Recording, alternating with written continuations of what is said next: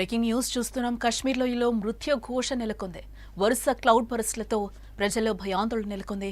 తాజాగా కథువాలో మరో cloud burst అయింది. కథువాలో 4 దుర్మరణం చెందినట్లుగా తెలుస్తోంది. వరదల్లో 100 మందికి పైగా గల్లంతయ్యారు. రైల్వే ట్రాక్, జాతీయ రహదారి పూర్తిగా ధ్వంసమయ్యాయి.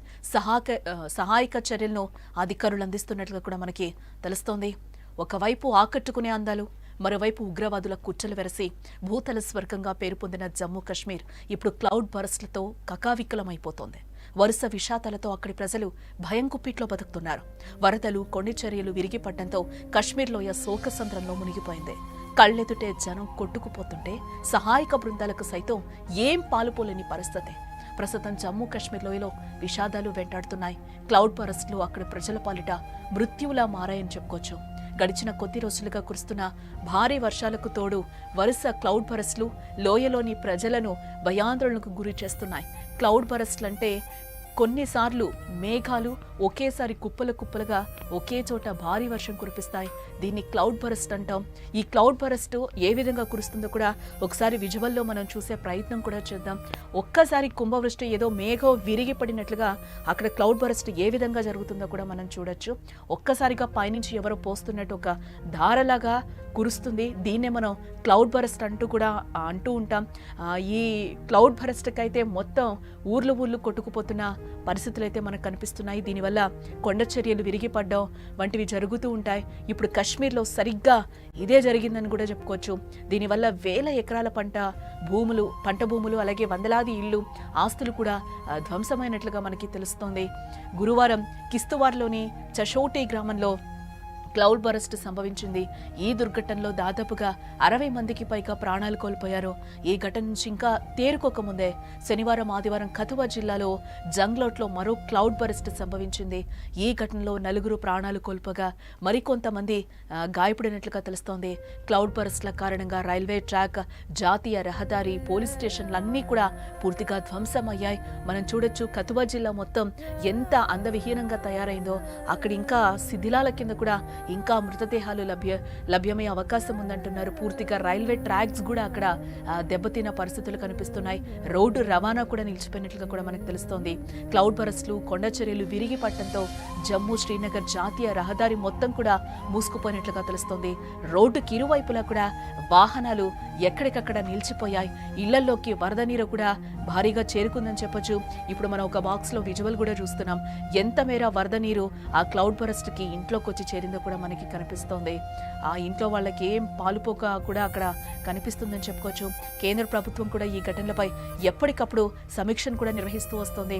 ప్రభుత్వ అధికారులు, మిలిటరీ, పారామిలిటరీ దళాలు కూడా రంగంలోకి దిగి సహాయక చర్యలనైతే ఇప్పటికే ముమ్మరం చేసినట్లుగా కూడా తెలుస్తోంది. ప్రస్తుతం గల్లంతైన వారి కోసం గాలింపు చర్యలు కూడా ముమ్మరం చేశారు అధికారులు. క్షతగాత్రులను దగ్గరలోని ఆసుపత్రులకి తరలిస్తున్నారు.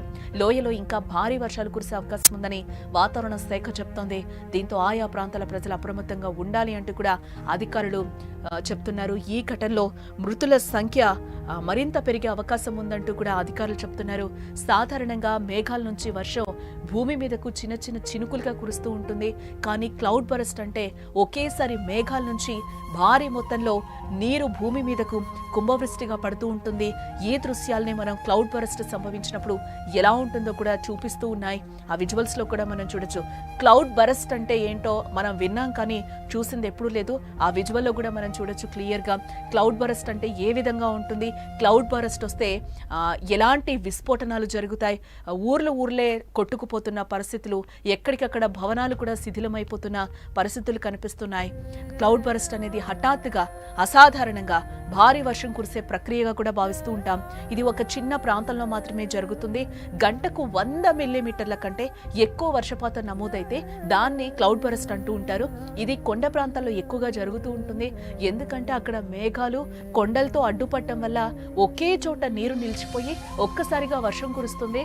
దీనివల్ల కొండ చర్యలు విరిగిపడడం, హఠాత్తుగా వరదలు రావడం, ఇల్లు ఆస్తులు ధ్వంసం అవడం ఇలాంటివి జరుగుతూ ఉంటాయి అని కూడా మనకు తెలుస్తుంది. ఈ మధ్య కాలంలో జమ్మూ కాశ్మీర్లో క్లౌడ్ బరస్ట్లు బాగా పెరిగిపోయాయని కూడా మనం చెప్పుకోవచ్చు. దీనికి కారణం గ్లోబల్ వార్మింగ్, వాతావరణంలో మార్పులు కావచ్చని కూడా నిపుణులు చెప్తున్నారు. ఇటీవల కిస్తువార్, కథువా వంటి జిల్లాల్లో సంభవించిన క్లౌడ్ బరస్ట్ల వల్ల వందలాది ప్రాణాలు గాల్లోనే కలిసిపోయాయి.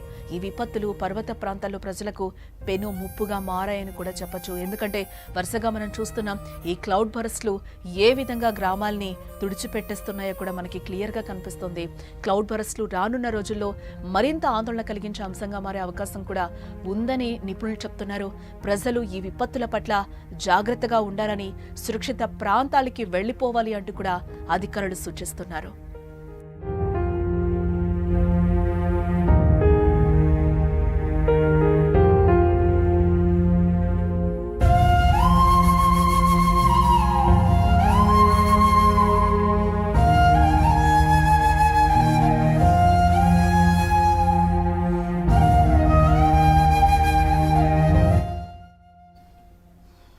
జమ్మూ కాశ్మీర్లోని కిస్తవాడ్ జిల్లాలో మరోసారి క్లౌడ్ బరస్ట్ చోటు చేసుకుంది. కథువా జిల్లాలో కుండపోత వర్షం కురిసింది. దీంతో ఒక్కసారిగా వరద ఉప్పొంగడంతో పలు ఇళ్లు, రోడ్లు కూడా కొట్టుకుపోయిన సిచ్యువేషన్ అక్కడ కిస్తవాడ్ జిల్లాలో నెలకొందని చెప్పుకోవచ్చు. ఈ ఘటనలో 4 చనిపోయారు, మరో 6 గాయాలయ్యాయి. మృతుల సంఖ్య కూడా పెరిగే అవకాశం ఉందని కూడా అధికారులు చెప్తున్నారు. కేంద్ర బలగాలు, స్థానిక యంత్రాంగం సహాయక చర్యల్లో నిమగ్నమయ్యారు. మృతుల సంఖ్య కూడా మరింత పెరిగే అవకాశం ఉందని కూడా అధికారులు చెప్తున్నారు. భారీ వరదలకు కథువా పోలీస్ స్టేషన్ కూడా మొత్తం నీట మునిగినట్లుగా కూడా మనకి కనిపిస్తోంది.